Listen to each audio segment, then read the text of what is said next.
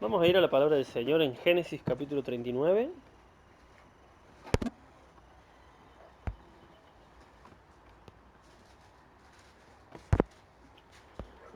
Para continuar con una historia que estamos viendo hace un tiempito.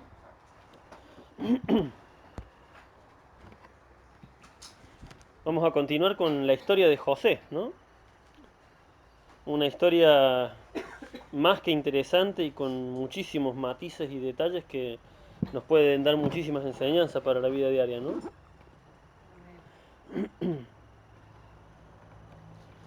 Vamos a leer Génesis capítulo 39, versículo 7 al 23. Pero antes de leer, me gustaría recordarles un poquito qué habíamos visto. La primera vez que vimos esta historia de José, hace unas cuantas semanas, vimos acerca de José y sus hermanos, ¿no? Cuando él todavía era muy joven, muy inocente en su entendimiento y sin darse cuenta tal vez provocó, no con intención, este celo, esta envidia, no celo, sino esta envidia en sus hermanos hacia él por contar estos sueños que él tenía. Él simplemente estaba contando lo que soñaba sin darse cuenta de que esos sueños estaban revelando de que él iba a estar por encima de sus hermanos un día, ¿no? Y más allá de esto, no solamente esto les generaba envidia y bronca a sus hermanos, sino que lo más importante es que ellos tenían una mala conducta, dice la palabra de Dios, y José daba cuenta de estas cosas a su padre. No es que fuera un buchón, como muchos pensaríamos, no, simplemente su padre le preguntaba acerca de sus hermanos y lamentablemente no siempre estaban en las mejores compañías o en los mejores lugares, ¿no? Esto llevó a que los hermanos de José lo quisieran matar por esta bronca, por esta envidia que le tenían, y al final, por la obra del Señor, se terminó, ¿cómo se dice? Cancelando ese plan que tuvieron de matarlo y decidieron venderlo como esclavo. Cosa que vimos que bastante terrible, pero mejor que ser asesinado por sus propios hermanos, abandonado en una fosa como lo querían hacer, en una cisterna. Pero bueno, el Señor usó esto y vimos también, eso fue la primera enseñanza, ¿no? Y luego vimos el viernes pasado acerca de José en la casa de Potifar, en la enseñanza que se llamó la prosperidad de José. Y vimos cómo la prosperidad no es precisamente eso que se predica hoy en día, de que Dios te quiere hacer rico, que Dios te quiere dar plata, sino que es algo mucho más profundo, ¿sí? ¿Se acuerdan los hermanos que estuvieron en esa reunión? Bien. Y llegamos a este pasaje. Habíamos visto del versículo 1 hasta el 6, y el versículo 6 termina con una frase que yo les dije, esta frase es para la enseñanza, es importante para la siguiente enseñanza, ¿no? Dice, y era José de hermoso semblante y bella presencia. ¿Y qué tendría esto de importante o de enseñanza? Vamos a ver por qué es importante. Dice versículo 7. Aconteció después de esto que la mujer de su amo puso sus ojos en José y dijo, duerme conmigo. Y él no quiso, y dijo a la mujer de su amo, he aquí que mi señor no se preocupa conmigo de lo que hay en casa, y ha puesto en mi mano todo lo que tiene. No hay otro mayor que yo en casa, y ninguna cosa me ha negado sino a ti, por cuanto tú eres su mujer. ¿Cómo pues haría yo este grande mal y pecaría contra Dios? Hablando ella a José cada día y no escuchándola él, para acostarse al lado de ella para estar con ella, aconteció que entró él un día en casa para hacer su oficio y no había nadie de los de la casa allí. Y ella lo asió de su ropa, o sea, lo agarró, diciendo, duerme conmigo. Entonces él dejó su ropa en las manos de ella y huyó y salió. Cuando vio ella que le había dejado su ropa en sus manos y había huido fuera, llamó a los de casa y les habló diciendo, mirad, nos ha traído un hebreo para que hiciese burla de nosotros. Vino él a mí para dormir conmigo y yo di grandes voces. Y viendo que yo alzaba la voz y gritaba, dejó junto a mí su ropa y huyó y salió. Y ella puso junto a sí la ropa de José hasta que vino su señor a su casa. Entonces le habló ella las mismas palabras, diciendo, el siervo hebreo que nos trajiste vino a mí para deshonrarme. Y cuando yo alcé mi voz y grité, él dejó su ropa junto a mí y huyó fuera. Y sucedió que cuando oyó el amo de José, el amo de José, las palabras de su mujer, que su mujer le hablaba, diciendo así, así me ha tratado tu siervo, se encendió su furor. Y tomó José, y tomó su amo a José y lo puso en la cárcel, donde estaban los presos del rey, y estuvo allí en la cárcel. Pero Jehová estaba con José y le extendió su misericordia y le dio gracia en los ojos de los jefes de la cárcel. Y el jefe de la cárcel entregó en manos de José el cuidado de todos los presos que había en aquella prisión. Todo lo que se hacía allí, él lo hacía. No necesitaba atender el jefe de la cárcel cosa alguna de las que estaban al cuidado de él, al cuidado de José, porque Jehová estaba con José y lo que él hacía, Jehová lo prosperaba. Nuevamente esto, ¿eh? Lo mismo que pasó anteriormente, José fue vendido como esclavo y apenas lo pusieron a trabajar en una casa, este hombre Potifar notó que que José era un chico atento, un chico trabajador, que tenía algo especial, que tenía una relación con Dios verdaderamente, y esto lo hizo ir escalando, como vimos, ¿no? No fue de un día para el otro, sino que en el tiempo, tal vez con los días, semanas, meses, lo fue ascendiendo hasta que llegó a ser mayordomo de la casa de Potifar.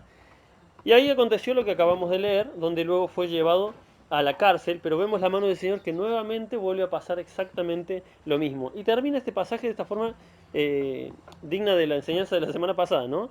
Dice, y lo que él hacía, Jehová lo prosperaba. Nuevamente vemos la prosperidad de José estando en la cárcel, ¿sí? Bien. Luego de lo que le sucedió a José con sus hermanos, que vimos acerca de no solo ser maltratado, el intento de asesinato y ser vendido como esclavo, José llegó a la casa de este hombre Potifar y parecía que su situación había mejorado. No sé si notaron eso, ¿no? Pero hasta la enseñanza de la semana pasada, hasta el versículo 6, todo parecía ir viento en popa para José, ¿no? Si nos paramos en el versículo 6, decimos, wow, el Señor bendijo a José a pesar de lo que pasó y ya está, ¿no? Eh, los hermanos, como vimos, lo vendieron como esclavo, lo intentaron asesinar primero, lo vendieron como esclavo, y por ser un siervo ejemplar, ¿sí? Por ser un siervo, cuando vemos la palabra en la Biblia, la palabra siervo, ¿saben qué significa? Esclavo, literalmente significa esclavo, siervo, servidumbre, el que sirve, ¿sí? Es un esclavo. Y por ser un esclavo ejemplar, ¿sí? No es que él tenía algo mágico, místico, por lo cual llamaba la atención. No, ¿qué hacía él? Era una persona atenta, era una persona diligente. Fíjense, vamos a ir rápidamente a Efesios. Este pasaje escrito en Efesios por el apóstol Pablo es muy interesante porque en aquellos días todavía existía obviamente la esclavitud. Recordemos que la prohibición de la esclavitud es algo relativamente nuevo. Nosotros estamos acostumbrados a que la esclavitud es algo malo, pero hasta hace nada, 300 años atrás, aquí nomás en Estados Unidos, la esclavitud existe. 200, 300 años, la esclavitud existía. Y hay muchos países donde todavía existe, ¿no? Y fíjense lo que dice Pablo en Efesios capítulo 6, dice, versículo 5, dice, siervos. ¿Qué significa siervos? Esclavos, ¿sí? En el tiempo nuestro actual, obviamente no lo podemos aplicar a esclavos porque no hay aquí, pero que sí hay aquí, hay una relación de empleado y empleador. O sea, que todo aquel que está en relación de dependencia. Gracias al Señor que tenemos esa ventaja de que ya no somos esclavos, que no tenemos que trabajar porque si no nos van a golpear, pero trabajamos en relación muchos de dependencia de otras personas. Dice, siervos, obedeced a vuestros amos terrenales con temor y temblor. ¿Sí? Obedezcan. Fíjense que Pablo le hablaba a los esclavos. Siervos, obedezcan a sus amos terrenales con temor y temblor, con sencillez de vuestro corazón como a Cristo. ¡Wow! ¿No? ¿Qué palabras, me imagino, para uno que estamos en la actualidad y estamos en una época que se ha convertido al hombre y a la mujer en seres extremadamente sensibles, que todo nos da tristeza, todo nos hace llorar, vemos todo el tiempo en las redes sociales, todo el tiempo un perrito con la patita quebrada, un nenito de África, eso es una cosa que están intentando sensibilizar a la gente, ¿para qué? Para debilitarla, precisamente. Y acá el apóstol Pablo dice algo totalmente distinto. Fíjense, dice, esclavos, siervos, obedezcan con temor y temblor a sus amos como si lo hicieran para Cristo. hagan las cosas como si lo hicieran para el mismo Señor Jesucristo. No les dice líbrense de su amo. No, sírvanles con amor, con temor, perdón, y con temblor. Y esto sabemos que es, obviamente se refiere a un temor reverente, no con miedo, con pánico, sino verdaderamente a un temor respetuoso, a un temor cuando uno, como uno tiene temor, uno ve el policía que pasa por la calle y uno no le tiene miedo, pero uno tiene temor de hacer cosas ilegales porque sabe que puede haber consecuencias. Bueno, eso se refiere con temor. Y esa parte es muy importante. Con sencillez de vuestro corazón, sencillez, o sea, hacerlo honestamente, honradamente, como a Cristo.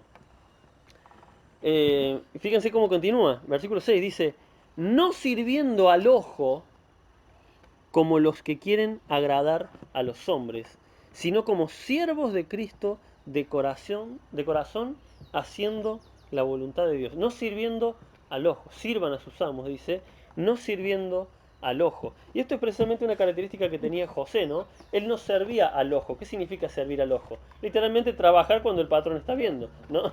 Hay un dicho que se dice sobre todo entre los albañiles, ¿no? Cuando hay alguno que se lo ve lomudo, grandote, así, le dice, oh, es el lomo para engañar al patrón, se dice, ¿no? Porque está esa mentalidad de engañar al patrón.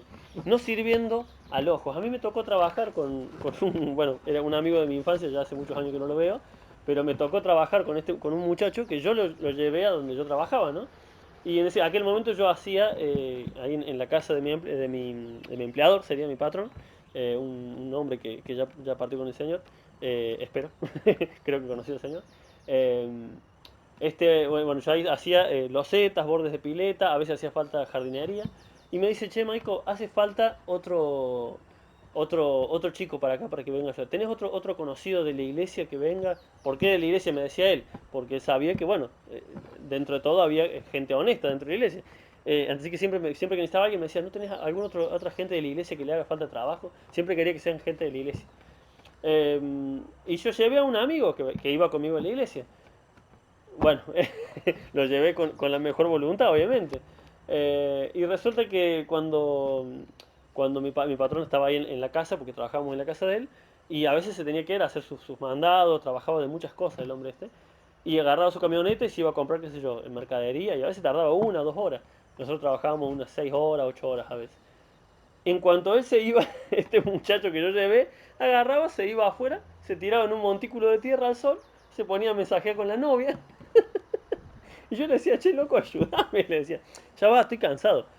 Y así se tiraba a veces si trabajábamos 6 horas, a veces 2, a veces 3, a veces la mitad del día. Y me daba una bronca, me acuerdo. Wow. Y cuando apenas sentía la camioneta, ¡poc! Se ponía. Y cuando estaba mi patrón, como él era grandote, tenía una bastante fuerza física el muchacho este, cuando se ponía a cavar, en 5 segundos te hacía de todo, ¿no? Era fuerte, era rápido para trabajar. Claro, engañaba al ojo del patrón y obviamente yo no lo iba a buchonear, no me iba a poner a decirle a mi patrón cómo actuaba el mismo que yo le había llevado. Pero lamentablemente hacía esto, este muchacho. Servía al ojo. No lo hacía con honestidad, no lo hacía con integridad. Está bien, él recién estaba yendo a la iglesia hace muy poquito tiempo, ¿no? Pero bueno, espero que ya con el tiempo él haya entendido y esté en el camino del Señor hoy en día. Hace muchos años que no lo veo. Luego, más adelante, nuevamente ya este muchacho no fue a trabajar más. Me pidió si había otro chico de la iglesia que necesitaba y yo llevé a otro, un gran amigo mío, Guillermo. Este chico directamente me pasó el trabajo, pues yo siempre traté de trabajar honestamente, pero este chico me superaba. Era más grande que yo, más fuerte que yo y trabajaba mucho más rápido. Lo que yo hacía a lo mejor en 8 horas, él lo hacía en 5 o en 6. Era muy rápido para trabajar y él trabajaba estuviera o no estuviera mi patrón. No se detenía, no es que él precisamente no servía al ojo, no se ponía a hacerse ver. Él cuando mi patrón no estaba o no estaba, él trabajaba a su ritmo. Y su ritmo era mucho más rápido que yo. De hecho, a veces yo me enojaba porque al final trabajaba tan rápido que me hacía trabajar menos horas, nos pagaban por hora, ¿no? Pero bueno, ¿sí? Era lo que, ¿cómo se llama? La habilidad que el Señor le dio a este muchacho. Eso es servir al ojo, ¿no? Dice, no sirviendo al ojo como los que quieren agradar a los hombres, sino como siervos de Cristo, de corazón, haciendo la voluntad de Dios. ¿Por qué prosperaba José? Vimos la semana pasada que acerca de la prosperidad de José. Y ahora vemos que a pesar de todo lo que le pasó, cuando fue llevado a la cárcel, dentro de la cárcel nuevamente todo lo que hacía prosperaba, ¿sí? Lo cumplía, lo lograba. ¿Por qué prosperaba José? Porque no servía al ojo, ¿sí? No servía, no se ponía a hacer las cosas para que lo vean. No era su intención ser visto, ¿sí? Su intención, su única intención era servir a Dios. Hacía lo que hacía para Potifar, como lo hiciera, como si lo hiciera para el Señor. Y cuando fue llevado a la cárcel, hacía lo que hacía para el carcelero, como si lo hiciera para el Señor. Esa es la clave de la prosperidad de José verdaderamente. Fíjense que a José le empezó a ir tan bien en la casa de Potifar, que parecía que ese era su destino final. Wow, parecía, fíjense que Potifar era como el máximo, ¿cómo se dice? No me va a salir ahora, sí, sí, el que estaba por encima de todos los guardias. Bien, era el jefe, o sea, tendría una mansión bastante grande, tendría tierras, ¿no? Era básicamente el segundo después del, bueno, Faraón. Hoy no me van a salir los nombres. Bien. O sea que tendría Potifar terrenos, tendría una casa bastante grande, hermosa. Y José lo había puesto como segundo después de él. Lo había dejado a cargo de todo. Y fíjense que José mismo le dice a la mujer, volviendo a Génesis, le dice en el versículo eh, 8, dice, y no quiso, y le dijo a la mujer de su amo, he aquí que mi señor, o sea Potifar, no se preocupa conmigo de lo que hay en casa y ha puesto en mi mano todo lo que tiene. No hay otro mayor que yo en casa y ninguna cosa me ha reservado. ¿Qué significa esto? Que si José necesitaba disponer tal vez de un caballo para irse hasta la otra punta del terreno a buscar de los terrenos a buscar algo, no tenía que pedir permiso a nadie. Él tomaba el caballo y se iba.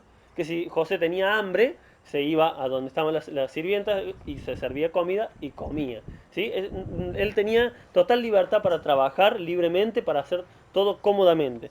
Por eso les digo que es de una posición verdaderamente cómoda en la que estaba José, comparado obviamente con la mayoría de los esclavos. Seguía siendo un esclavo, pero parecía que había llegado a un lugar tranquilo, a ese lugar que queremos estar.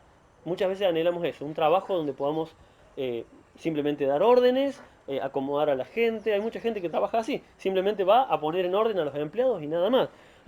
Todos vemos ese tipo de trabajo y decimos, wow, qué lindo, y encima bien pagado, ¿no? Parecía que había llegado a su destino final. Pero fíjense esto, el propósito de Dios para José no solamente era otro, sino que era mejor y más grande. La semana pasada les decía yo que le puse un título un poco engañoso a la enseñanza, la prosperidad de José, ¿no? Básicamente para que si alguien lo ve en internet, que sea un gancho el nombre. Bueno, esta enseñanza se va a llamar el propósito de Dios para tu vida. Porque verdaderamente he visto que hay muchísimas enseñanzas, muchísimas charlas acerca de cuál es el propósito de Dios para tu vida. Hoy vamos a ver cuál es el propósito de Dios para nuestra vida y lo vamos a entender, calculo yo, con claridad. Versículo 7, Génesis 39, versículo 7. Dice así, aconteció después de esto que la mujer de su amo puso sus ojos en José. Puso sus ojos en José. Me imagino, ¿no? En este momento, como les decía, habrían pasado tal vez meses desde lo que pasó con sus hermanos, tal vez años, y había llegado un momento de tranquilidad en la vida de José. Había llegado un momento de paz, y de repente aparece esta mujer, ¿a qué? A embromarle la paz, básicamente, ¿no? A embromarle toda esa tranquilidad que habrá pensado José, ¿por qué tuvo que fijarse en mí? ¿Por qué me hiciste tan hermoso, Dios? Porque vemos en el versículo 6 al final, dice que José era de hermoso semblante y bella aparición. Era un hombre atractivo y encima esclavo, trabajando muchos años, bastante tiempo fuerte, habrá también obtenido un buen cuerpo. Así que era atractivo a los ojos, era agradable de ver, sobre todo para una mujer, ¿no? Entonces José habrá dicho, ¿por qué me tuvo que pasar esto? No dice la palabra que dijo esto, ¿no? Pero lo pensemos humanamente desde nuestro punto de vista. ¿Por qué en este momento que por fin alcancé la paz, por qué en este momento que por fin estoy tranquilo, tiene que venir esta mujer a embromarme el día? Tiene que proponerme estas cosas que sabe Dios que no lo voy a hacer, pero me está quitando la paz todo el tiempo. Versículo 7 dice, 7, 8 y 9 dice, aconteció después esto que la mujer de su amo puso sus ojos en José y dijo, duerme conmigo. Y él no quiso y dijo a la mujer de su amo, He aquí que mi señor no se preocupa conmigo de lo que hay en casa y ha puesto en mi mano todo lo que tiene. No hay otro mayor que yo en casa, en esta casa, y ninguna cosa me ha reservado sino a ti, por cuanto eres su mujer, lógicamente. ¿Cómo pues haría yo esto, este grande mal, y pecaría contra Dios? Fíjese el entendimiento que tenía José de que acá había dos problemas, no era solamente un problema de pecado, también había un problema de que había una iba a perjudicar moralmente a su amo, ¿sí? No solamente era un pecado, que era obviamente lo más importante, que era un pecado ante Dios, pero lo que José pone en primer lugar es cómo le voy a hacer yo esto a Potifar, que me dio todo esto, que me sacó de estar básicamente limpiando estiércol de caballo, vaya a saber si limpiando los chanchos, y me puso encima de todo lo que tiene. ¿Cómo le voy a hacer esto a este buen hombre que me ha tratado tan bien? Tendría que estar loco, ¿sí? Y algo muy importante que entender, ¿no?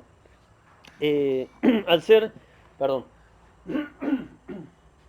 al ser Potifar, este que estaba por encima de los guardias de Faraón, eh, al tener un rango más alto, sobre todo en las épocas antiguas, obviamente ellos podían elegir a la mujer que quisieran. No es como ahora que uno debe conquistar, debe tener citas. No, no, él decía, esta va a ser mi mujer y anda a decirle que no. ¿Sí? Obviamente. ¿Y a quién creen ustedes que habrá elegido Potifar? ¿A la más fea que encontró o a la más linda que encontró? Por lo tanto, número uno, la mujer de Potifar no debe haber sido ninguna cosa que despreciar. Debe haber sido una mujer bastante hermosa, porque era la esposa de un principal, ¿sí? Casi el segundo o tercero después del faraón. Así que no habrá elegido una mujer fea. No era una tentación menor, ¿sí? No había nadie, dice, ¿sí? Vamos a ver más adelante, no había nadie en la casa. Eh, y segundo, muy importante también, muchas gracias hermano.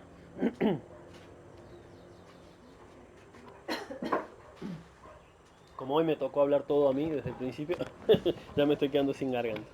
Bueno, y otra cosa muy importante que tenemos que entender cuando leemos la palabra de Dios. La palabra de Dios tiene un significado literal, ¿sí? Hay cosas que son literales, como cuando nos dice no matarás, ¿sí? Es literal, no robarás, no hay mucho que entender, pero hay muchas otras cosas que son simbolismo. Y por ejemplo, cuando en la Biblia se lee la palabra Egipto, ¿saben a lo que se refiere? Al mundo, exactamente, hermano. Egipto es un símbolo del mundo. ¿Por qué? Porque el pueblo de Israel, el pueblo de Dios, que hoy en día sería la iglesia de Cristo, el pueblo de Israel estaba cautivo en Egipto, así como nosotros estábamos cautivos en el mundo, y vino el Señor y nos rescató del mundo. Por eso el Señor rescata al pueblo de Israel y los lleva lejos, a una nueva tierra, ¿sí? Lejos del mundo. Siempre cuando vemos a Egipto, tenemos que entender esto. José estaba en el medio del mundo. Ya no estaba de su lado del río, ya no estaba con su pueblo, con sus parientes, con su padre, con sus hermanos. Ahora estaba en medio de una ciudad, de un país totalmente inmoral, ¿sí? Egipto era básicamente lo mismo que fue más adelante los griegos y que hoy en día está haciendo la sociedad moderna. O sea, lo único que importa es idolatrar todo lo que se mueva y básicamente la libertad sexual en cualquier expresión que se pueda dar. Así era Egipto, así fueron más en el tiempo de Jesús los romanos, antes de los romanos los griegos, fueron ciertas civilizaciones que se destacaban por eso, por tener un libertinaje moral muy grande, ¿no? Ahí estaba José metido, no por voluntad propia, lamentablemente no le quedó otra, fue llevado cautivo y obligado a ser esclavo. Pero en medio de ese mundo, por eso podemos entender esta reacción de esta mujer que lo quería tomar sexualmente para él. ¿Por qué? Porque esta mujer estaba acostumbrada a eso. Tenemos que entender esto. Si esta mujer reaccionó así y le dijo, fíjense cómo les dice, le dice, la palabra exacta en el versículo 7 dice, duerme conmigo. No hay una pregunta, no hay una seducción, no hay nada. Es una orden de la ama hacia su esclavo, porque la esposa de Potifar también era ama, así como Potifar era el amo, ¿no? Era una orden, y desobedecer una orden de la esposa del amo era como desobedecer al amo. Pero había acá un conflicto, ¿qué hago? Dijo José, ¿le hago caso a esta mujer? Porque me meto en problemas con mi patrón y me meto en problemas con Dios. Normalmente uno pensaría eso, ¿no? Hay un problema, hay cosas que no entiendo. ¿Qué debo hacer? Porque, si, como decía recién el hermano, ¿no? Gracias a Dios me está bendiciendo con un montón de trabajo. Ahora, la palabra de Dios me dice que no me deje de congregar. que no deje de confraternizar con los hermanos porque esto me va a bendecir, me va a beneficiar espiritualmente. ¿Qué hago? No hay nada que discutir ni nada que hacer. El hermano tomó la decisión correcta y dejó los trabajos que tenía para hacer y vino a la casa del Señor. No había ni hay una discusión en esas cosas. Cuando hay que decidir entre lo que manda Dios y lo que manda el mundo, ¿qué vamos a hacer? Lo que manda Dios. Lo que para muchos sería un doble pensamiento. ¿Qué debo hacer? Para José no existía. Inmediatamente la respuesta de José dice, y no quiso. ¿Sí? No quiso hacerlo. Y bueno, y le dijo a la mujer todo lo que le dijo. Fíjense qué pasó luego con esto. Luego de estas palabras de José, en un primer intento, esto también se dio durante varios días. No fue como lo leemos rápido en un solo día. Vamos a ver que dice en el versículo 7 que aconteció esto, y José le dio una explicación moral y teológica de por qué no podía dormir con ella. ¿Sí?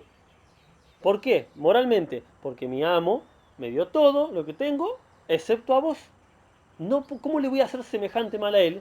Y además pecaría contra Dios. Le dio una explicación correcta. Eso fue en un día. Y fíjense el versículo 10 lo que dice.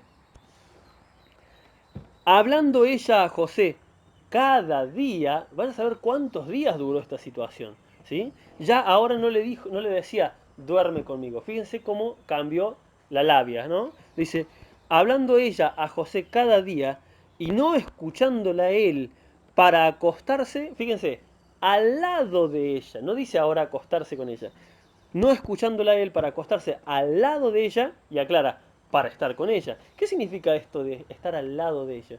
Que estaba él limpiando y ella se sentía y le decía, José, ¿no estás muy cansado? Vení, sentate, tomemos un juguito juntos, vení, sentate al lado mío. Vení, tú todo el día estuviste trabajando, hace mucho calor, tomate algo fresquito, dice, y José no quiso. Él no le prestaba atención. No, no, yo estoy ocupado, tengo que salir con mis labores. ¿Qué pasó? Cambió la estrategia. Durante varios días cambió la mujer la estrategia. No lo pudo hacer por la fuerza, vio que este hombre tenía un carácter fuerte, moralmente estaba bien plantado en Dios, así que lo intentó cambiando la estrategia. ¿Qué hizo? Hablando la situación. Esto es lo que exactamente hace Satanás. Satanás es astuto y cuando no nos puede lograr tentar de una forma directa, lo va a intentar de una forma indirecta, de una forma pasiva, tranquila, ¿no? Un día alguien nos habló de Cristo y creímos en Cristo, ¿sí? Y obviamente todos los que hemos estado en el mundo sabemos de que eh, en ese momento en el que tenemos que decidirnos por seguir a Cristo o no seguir a Cristo, ese momento es terrible. Pero una vez que pasa ese momento que ya creemos en Cristo, nadie nos puede mover de nuestra fe en Cristo, ¿sí? Entonces ya como el diablo sabe que no nos va a mover de nuestra fe, que sabe que por más que nos digan lo que nos digan, no vamos a dejar de creer en Dios, cambia la estrategia. Y dice, sí, nos viene Satanás y nos dice, es verdad, Dios existe, Dios es bueno. Ahora, eso de congregarse todas las reuniones, no hace falta tanto, es medio religioso eso. Vos podés creer en Cristo en tu casa. A mí me he topado con gente que me ha dicho, no vamos a la iglesia porque nos reunimos en mi casa con mi familia, hacemos la Santa Cena. Básicamente están jugando a la iglesia en su casa, porque eso no es la iglesia. No, nos reunimos en casa. ¿Y qué pasa con lo que dice la palabra de Dios acá, en este versículo, en este otro? No, bueno, pero no es tan así. ¿Qué pasa?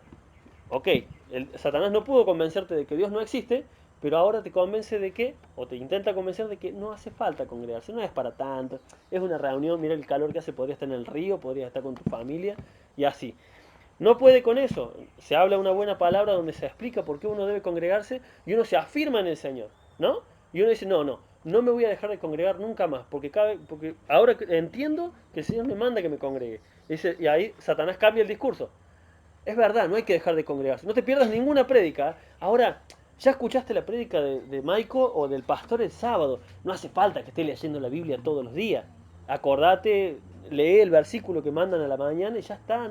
Tampoco es para que estés tan obsesionado con la Biblia, ¿no? Y así nos va cambiando Satanás el discurso, lo va ablandando. ¿Para qué? Para que en algo cedamos, para que de alguna forma, fíjense, esta frase dice, no escuchándola a él cada día, eh, hablándole de ella a José cada día y no escuchándola a él, para acostarse al lado de ella, ya no es acostarse con ella, al lado, vení, acércate, no pasa nada, yo ya te entiendo, no querés que tengamos relaciones, pero podemos tener una amistad. Y esto es un momento clave, ¿no? Porque precisamente en esas supuestas amistades, en esas supuestas buenas intenciones, sabemos que está Satanás detrás, ¿no? Y José lo sabía, ¿sí? No sé si entendía a la perfección todo lo que estaba pasando, pero él sabía que no se tenía que acercar. Y claramente no estaba cayendo ante la trampa de esta mujer. Aunque ella no lo supiera, Satanás estaba manejándola. Aunque ella no supiera, no lo entendiera, ella simplemente estaba siguiendo sus impulsos, sus deseos, aunque no lo supiera, detrás de ella estaba Satanás manejando toda la situación. ¿Sí? ¿Por qué? Porque ella era una persona del mundo, era una persona de Egipto, no estaba Dios en su corazón. Y muchas veces nos pasan cosas con gente del mundo que no entendemos por qué actúan tan mal hacia nosotros, porque está Satanás moviendo eso, aunque ellos no lo entiendan. No es que estén poseídos por el diablo, simplemente el enemigo influencia, dice la palabra de Dios, el mundo entero está bajo el maligno. El mundo entero. Todo lo que hace mi vecino que no es cristiano, mi pariente, mi hermano, mi tío que no es cristiano y que me perjudica, que me lastima, que me hace daño, es Satanás moviendo su hilo para hacerme daño. Ahora el tema es, ¿cuál es mi carácter delante de Dios? ¿Cuál es mi fortaleza para mantenerme firme en el camino del Señor? ¿No? Hermanos, detrás de cada tentación que tenemos, de cada conflicto que vivimos, está el propósito de Dios esperándonos. Y está del otro lado Satanás intentando burlar ese propósito. Detrás de cada cosa que nos pasa es una lección que el Señor nos quiere dar. Eso es lo que nos muestra esta historia de José. Hay una lección, hay un propósito que Dios quiere para nuestras vidas. Falta mucho todavía para llegar a ese propósito. Pero mientras tanto, el enemigo va a tirar piedra, va a poner obstáculos, va a hacer todo lo que está, nos va a tentar con cosas dulces, con cosas bonitas, con cosas agradables a los ojos, ya sea sexo, mujeres, dinero, oportunidades de lo que fuere, trabajo, lo que fuere. ¿Sí? Si todo lo que nos aparte del camino del Señor, todo lo que nos aparte de venir a su casa, de estar con los hermanos, de leer en nuestra casa o en nuestro trabajo, si podemos, yo tengo la dicha de poder estar en mi trabajo y poderme sentarme a leer la Biblia, cada uno tiene su área, su tiempo, su momento. El enemigo nos quiere quitar eso. ¿Por qué? Porque sabe que detrás de eso está el propósito de Dios para nuestras vidas. Versículos 11 y 12. Dice, aconteció que entró él un día en casa para hacer su oficio, o sea, para trabajar como todos los días. Y no había nadie de los de la casa allí.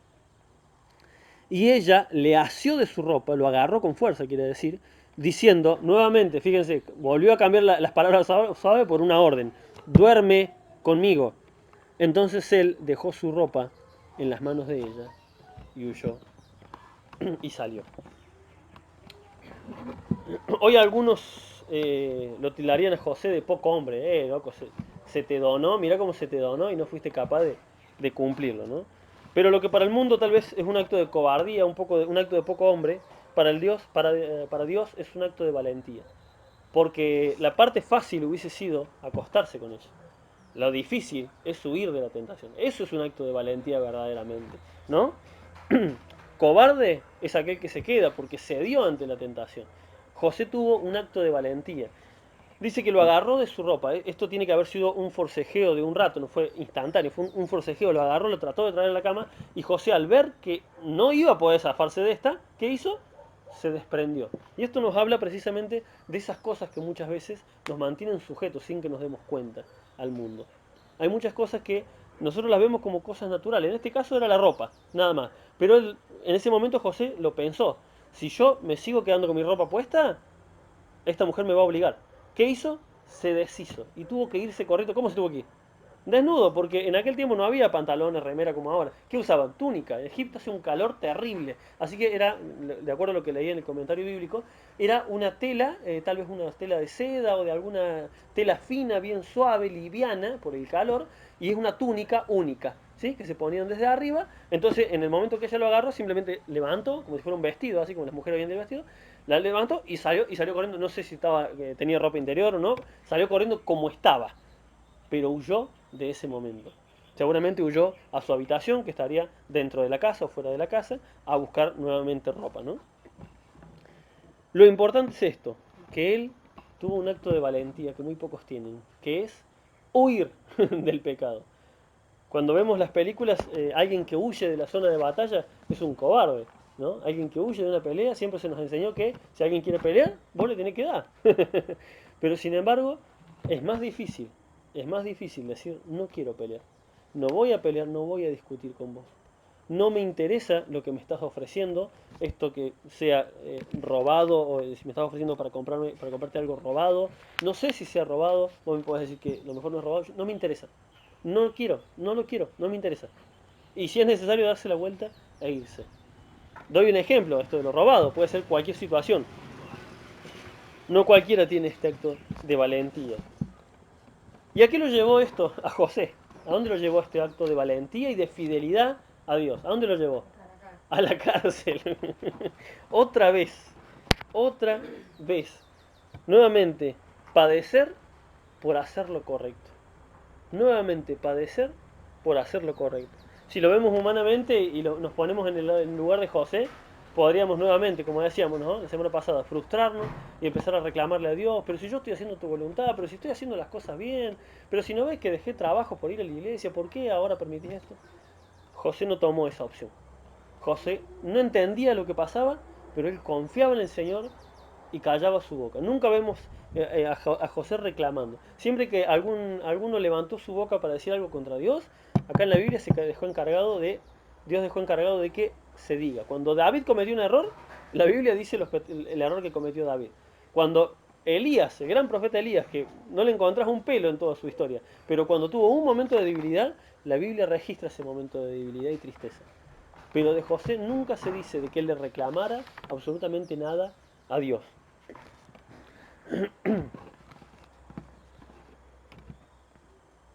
Fíjense lo que dice, vamos a ver lo que dice 2 Corintios, capítulo 4.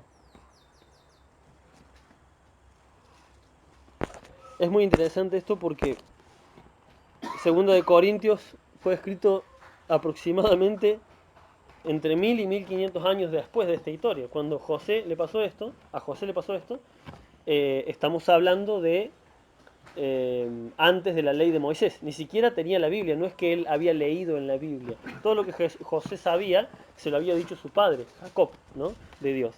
Pero aún así, con esa palabra hablada, ¿sí? Esa palabra transmitida de boca a boca, de padre a hijo, él entendía estas cosas. Que muchos años después, mil y algo años después, fue plasmado en 2 Corintios, capítulo 4, versículo 17. Fíjense cómo dice Pablo, ¿no? 2 Corintios 4:17 dice, porque esta leve tribulación momentánea. ¿Quién dice esto? Pablo. ¿Cuál era la leve tribulación de Pablo? Que lo metían preso, que lo agarraban a azotes, que lo apedraron varias veces. Esa era la leve tribulación. ¿Podemos comparar nuestros problemas con los problemas del apóstol Pablo? Ni a palo. Pero Pablo a todo esto que le hacían, que le hicieron de todo a Pablo, varias veces también dice que fue azotado, también, y eran bastante bravos para azotar, lo habrán dejado todo lastimado. Pero para Pablo esto era una leve tribulación momentánea. Porque esta leve tribulación momentánea produce en nosotros un cada vez más excelente y eterno peso de gloria. O sea que Pablo se gloriaba, se alegraba cada vez que les pasaban estas cosas. Porque él no entendía por qué le pasaba, pero entendía que era el propósito de Dios para algo más grande. Nunca entendió Pablo, hasta el final de su vida, cuál era su propósito. Recién al final, lo vamos a leer más adelante, Pablo entendió cuál era el propósito para su vida. Y José seguramente no entendía cuál era el propósito de Dios en todo esto que le estaba pasando. Primero lo de sus hermanos, ahora esto cuando por fin estaba acomodado en un lugar bien, lo de la esposa de Potifar. ¿Cuál es la enseñanza que podemos sacar principal de todo esto?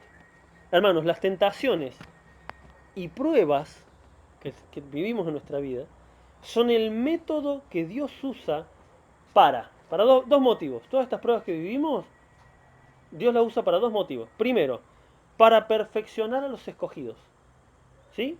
Para pulirnos a nosotros. Cada uno de aquellos que hemos creído en Cristo nos va puliendo, nos va dando cada vez más amor, más paciencia, más santidad, más entrega. Eso es lo que hace la prueba en nuestras vidas. Nos va perfeccionando, nos va haciendo madurar.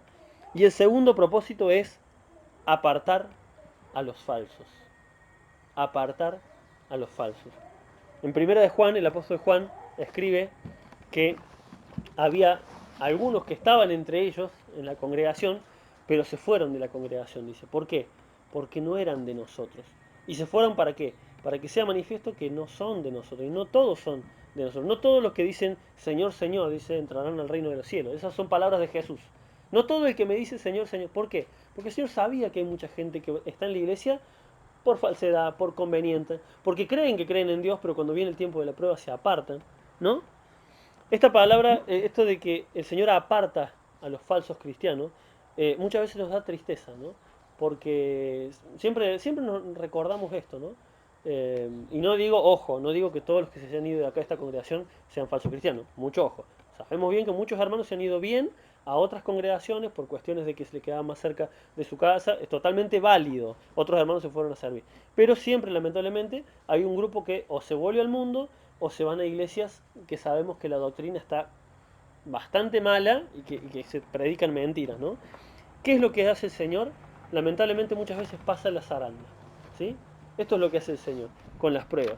Las pruebas perfeccionan a los hijos de Dios, pero también son una zaranda para separar a aquellos que no son hijos de Dios. ¿Qué es una zaranda? Hoy en día, la última vez que me tocó revocar en mi casa, ahora viene el revoque fino en bolsa. Vos comprás el revoque grueso, compras la arena gruesa, lo mezclas con arcal y tirás en la pared y ya está. Con una madera lo emparejas un poco y ya está. Pero la pared no está terminada. Si vos pasás la mano, te raspa todo, te lastima. Necesita el revoque fino.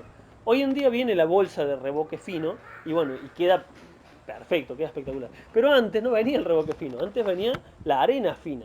Y la arena fina no estaba perfectamente fina. Tenías que agarrar una zaranda, que era un cuadradito así de metal, y con los huequitos así como la tela mosquitera, y empezar a zarandear, ponía arena arriba y sacaba. La arena que caía abajo era la arena elegida, era una arena finísima que daba, para que el revoque quede perfecto. Y arriba que quedaban todas las piedritas grandes, todas las piedritas que si vos estás haciendo el revoque fino, ¿sí? Y se te metía una piedrita así que no era de la fina, vos tirabas así, tirás el fratacho y te arruina todo el pedazo que hiciste. Eso hace lamentablemente muchas veces, cuando a veces nos duele que hay hermanos dentro de la congregación que están causando molestia, que causan... Nos puede doler, pero muchas veces el Señor tiene que hacer eso de sacarlos. ¿Por qué? Porque si no arruinan la perfección de la iglesia de Cristo. Y no es que nosotros seamos perfectos, sino que el Señor nos va perfeccionando, nos va puliendo, nos va limando los unos al lado del otro. Y si hoy estamos este pequeño grupo es porque el Señor lo permitió. Somos mucho más, sabemos que hay motivos justificados por el cual están varios ausentes, pero ustedes me entienden a lo que me refiero. Esa leve tribulación, esos momentos que nos causan angustia contra algún hermano o con algún hermano que no entendemos por qué se puso contra nosotros y se fue de la iglesia, muchas veces es el Señor mismo pasando la zaranda, ¿sí? Precisamente para esto. Y es lo que estaba haciendo el Señor en la vida de José. Estaba pasando la zaranda en su vida. Estaba sacando todas aquellas personas que le iban a hacer de tentación. Potifar puede haber sido un tipazo, pero la esposa de Potifar le iba a traer problemas, ¿sí? Entonces el Señor, ¿qué hizo? Prefiero que te vayas a la cárcel y yo después te saco a que esta mujer te termine tentando. Porque como les dije, la esposa de Potifar no debe haber sido fea. Y si ella seguía con esta insistencia, no sabemos en qué podría haber terminado, ¿no? Pero antes de que pase nada, el Señor dijo, ¿sabes qué? Te saco. Y muchas veces pasa eso. El Señor permite que nos despiden de un trabajo, permite que no veamos más a familiares, a amistades, pero es simplemente que Él está pasando la zaranda en nuestras vidas, precisamente para alejarnos de esas personas que nos van a causar daño. Amén. La casa de Potifar no era el destino final de José. No lo vamos a ver hoy, falta mucho, ¿no? Faltan varias enseñanzas todavía acerca de la vida de José para llegar al final, que es un final que les adelanto para el que no lo leyó, es un final glorioso, es un final hermoso. Pocas historias en la Biblia terminan tan hermoso como termina la historia de José. Por eso en Génesis se le dedican tantos capítulos, tanto tiempo, tantos versículos a la historia de José, porque es una historia preciosa verdaderamente. Con un final duro, con un principio duro, pero con un final tremendo realmente. La casa de Potifar no era el destino final de José. Y antes de eso, el estar con sus hermanos y con su padre, tranquilo y cómodo, no era el destino final de José. Y después de la casa de Potifar, la cárcel no fue el destino final de José. De la misma manera, todas las cosas que vivimos, buenas y malas, no son el destino final. Muchas veces parece que se nos acaba el mundo cuando tenemos un problema. Yo soy muy así. A mí me pasa que hay cosas que me alteran, me ponen mal y parece que se me acaba el mundo. Y en ese momento, el martes pasado, les voy a contar un pequeño testimonio, ¿no? Ya terminamos. El martes pasado me pasó esto de, parecía que se venía tormenta, había trueno, lluvia, y varios hermanos y hermanas me estaban diciendo, che hermano, ¿qué va a pasar? Porque yo no puedo ir. Al final hice número y digo, bueno, al final vamos a hacer la hermana Estella, yo, y no sé si venía, y creo, y Anabel si no llovía. No sabía quién más iba a venir. Entonces, bueno, tomé la decisión a las 6:15 y 20, tomé la decisión de, bueno, que suspendiéramos la reunión porque si íbamos a hacer 2 o 3 y encima lloviendo no tenía mucho sentido. Eh, Mando el mensaje al grupo de la iglesia 6:15, 6:20, 6:30 para la lluvia, 7 menos 10 sale un sol que partía la tierra. Ustedes no tienen ni idea, solamente mi esposa sabe lo mal que yo me puse. Solamente mi esposa sabe cómo me deprimí, cómo me agarró, porque digo, van a pensar que fui un irresponsable. Y el Satanás te trae tantas ideas tontas a la cabeza, que después cuando pasa así, pero mira cómo me amargué por semejante soncera, ¿no? Pero en ese momento parecía verdaderamente que se me acababa el mundo. En ese momento, sí, en ese momento parecía que se me acababa el mundo. Yo lamentablemente soy así, me pasa muchas veces eso, de que un problemita, yo me entristezco, me deprime, me causa una tristeza, porque yo quisiera hacerlo bien, quisiera hacerlo perfecto, no hacerlo así. Bueno, ese no era el destino final. Miren, ahí estamos acá, día sábado, ya hay otra reunión. Seremos pocos, seremos muchos, pero ya hay otra reunión. A veces nos parece que ese problema que estamos viviendo en este momento es el destino final. Y no lo es, hermano. Falta rato para el destino final. ¿Cómo sabemos? Y con esto terminamos. ¿Cómo sabemos o cómo vamos a saber cuál es nuestro destino final? Cuando podamos decir con toda honestidad estas palabras que dice el apóstol Pablo en 2 de Timoteo. Vamos a ir al último pasaje de la noche. 2 de Timoteo,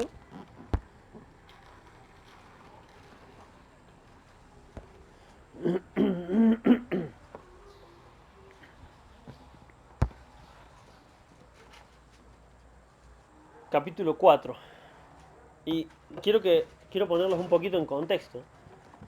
Esta segunda carta que Pablo le escribe a Timoteo, se la escribe tal vez horas, tal vez días antes de morir decapitado. ¿Sí? No dice la Biblia que murió decapitado, lo dice la historia en realidad. Se cuentan en los libros históricos que Pablo murió decapitado. Tal vez, no se sabe si horas o días después de escribir estas palabras. Cuando nosotros podamos decir estas palabras que dijo el apóstol Pablo y lo podamos decir de corazón, ahí vamos a entender que llegamos a nuestro destino final, al propósito que Dios tenía para nuestra vida. A esta altura ya Pablo era un hombre grande, entrado en años, había pasado por cárcel, había pasado por azotes, había sido apedreado, insultado, expulsado. Él era judío, era fariseo, había sido expulsado de la sinagoga. ¿Saben lo que es ser expulsado de tu familia, de tus seres queridos? No lo quería ver nadie de sus seres queridos. Había sido expulsado. Fue al mundo a predicar y en el mundo también fue aceptado en unos lugares y rechazado en el otro. Y al final de su vida, unos momentos antes de ser decapitado, Pablo escribe estas palabras. 2 de Timoteo capítulo 4 versículos 7 y 8 dice: He peleado la buena batalla, he acabado la carrera, he guardado la fe. Por lo demás, me está guardada la corona de justicia, la cual me dará el Señor, juez justo, en aquel día, y no solo a mí, dice Pablo, sino también a todos los que aman su venida. ¿En qué momento dijo esto Pablo? Cuando literalmente sabía que ya se había acabado su carrera. Muchas veces, y a esto me refiero con este nombre engañoso, ¿no? Del propósito de Dios. Veo muchas enseñanzas acerca de buscar el propósito de Dios para tu vida. Hermanos, no busquen el propósito de Dios para su vida. No tiene sentido. El propósito de Dios para nuestra vida, primeramente, es hacer su voluntad, leer su palabra y entender su voluntad. Y Él nos va abriendo el camino. ¿Saben cuándo vamos a entender el propósito de Dios para nuestra vida? Una, cuando estemos en esta situación, la de Pablo, sabiendo de que ya está, que ya se acaba. O dos, hay muchos hermanos que se acostaron a dormir y no sabían que no se iban a despertar y murieron dormidos. En segundo lugar que nos vamos a saber cuál era nuestro propósito, cuando estemos en la presencia del Señor. ¿Amén? ¿Por qué aclaro esto del propósito de Dios? Porque Lamentablemente esto ha llevado a que mucha gente se frustre, se entristezca, se amargue, porque no entiende, porque a lo mejor tenía una buena voz y a lo mejor el propósito de mi vida era que yo cantara en la iglesia o que yo predicara, y como no pudieron cumplir esas metas, esos sueños humanos, creen que no cumplieron el propósito de Dios para su vida. Y el propósito de Dios para mi vida es que yo obedezca su palabra, porque el primer propósito era que yo sea salvo. ¿Creíste en Cristo? ¿Amén? ¿Sí? Bueno, entonces sos salvo. Si creíste en Cristo verdaderamente, sos salvo. Ahora el siguiente propósito es cumplir su palabra. No hay que buscar un final místico, algo especial. Hay gente que Dios le dio ciertos talentos, ciertos dones, que a lo mejor se volvieron futbolistas. No tenemos que mirar a esas personas porque esas personas son la minoría. Esas personas que llegaron a ese éxito mundano son el 0,0000%, 1%. ¿Sí?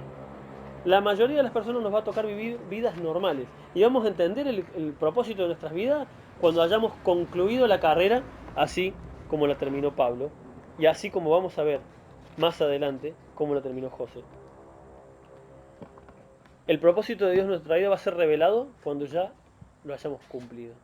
Y quiero dejarlos con un pensamiento. Hay algo que a mí me hace ruido de esta historia de José. ¿Por qué Potifar, siendo el jefe de la guardia, ¿no? Del faraón, teniendo todos los soldados y todas las armas a su disposición, y teniendo a José que era su esclavo, o sea, su propiedad, porque literalmente le pertenecía, ¿por qué Potifar no lo mata? Si a mí, ponete de ese lado, él era una persona del mundo, era una persona con envidias, con broncas, con odio del mundo normal, no tenía a Dios en su corazón, y le dicen que este esclavo intentó violar a su esposa. ¿Por qué no lo mata? Siempre me quedó esa duda, ¿no? ¿Por qué no lo mata? Tengo una, yo tengo una teoría. Yo tengo una teoría. Yo creo que Potifar en el fondo sabía. ¿Mm? Porque fíjense el testimonio que tenía José en la casa de Potifar. El testimonio, una persona que anda en el camino del Señor, que alaba al Señor, mientras está limpiando, es un esclavo que está limpiando un charco de barro y está alabando al Señor. Ese hombre me vas a decir que intentó violar a mi esposa. Ese hombre que lo mando a hacer lo que lo mando a hacer lo hace bien y con entrega, lo vea yo o no lo vea yo. Ese hombre intentó. Algo para mí le hizo ruido en la cabeza de Potifar. Y solamente quiero imaginar una cosa, quiero agregar una cosa, ¿no? Pensemos y recordemos que todas las bendiciones que recibió Potifar, las recibió, dice, porque José prosperaba en todo lo que hacía. Dios, dice, Jehová bendijo la casa de Potifar. ¿Por qué? Por causa de José. Yo quiero imaginar la cara de Potifar al final de todo esto, cuando José llega a su destino final, cuando José es nombrado la mano derecha del faraón, porque ese es en donde termina José más adelante, ¿no? Cuando José es nombrado la mano derecha del faraón y Potifar lo habrá, o sea, ¿saben qué significa eso? Que José llegó a estar por encima de autoridad de Potifar. ¿Mm? Quiero imaginarme la cara de Potifar, ¿no? Fíjense, hay un pasaje que no lo anoté, pero está en el libro de Salmos. Lo leí hace poco, no me acuerdo cuál es, qué salmo es. Pero hay un salmo en el cual David está clamando a Dios pidiéndole justicia, ¿no? Y dice que el Señor va a exhibir su justicia como la luz del mediodía. ¿Vieron al mediodía, a la 1 de la tarde, 2 de la tarde, que hace un sol que no hay sombra para ningún lado, porque el sol está justo arriba y todo se ve perfecto, ¿sí? Dice David, Jehová exhibirá tu justicia, dice, como la luz del mediodía. Así como se vio, así como se ve al mediodía todo perfectamente, así vio Potifar que José era inocente. Así, con esa claridad, no le quedó duda. Si había alguna duda, por eso no lo mandó a matar, seguramente, esto es hipótesis, ¿no? No está en la Biblia, es hipótesis mía. Pero si había alguna duda de que en el corazón de Potifar, de si José lo hizo, intentó violar a su esposa o no lo hizo, en ese momento, cuando José no solamente fue nombrado, sino que salva a todo Egipto de la hambruna, en ese momento Potifar lo tuvo que ver desde abajo, porque José estaba por encima de él. Y tuvo que ver la verdad de Dios como la luz del mediodía. Amén. El Señor les bendiga, hermano.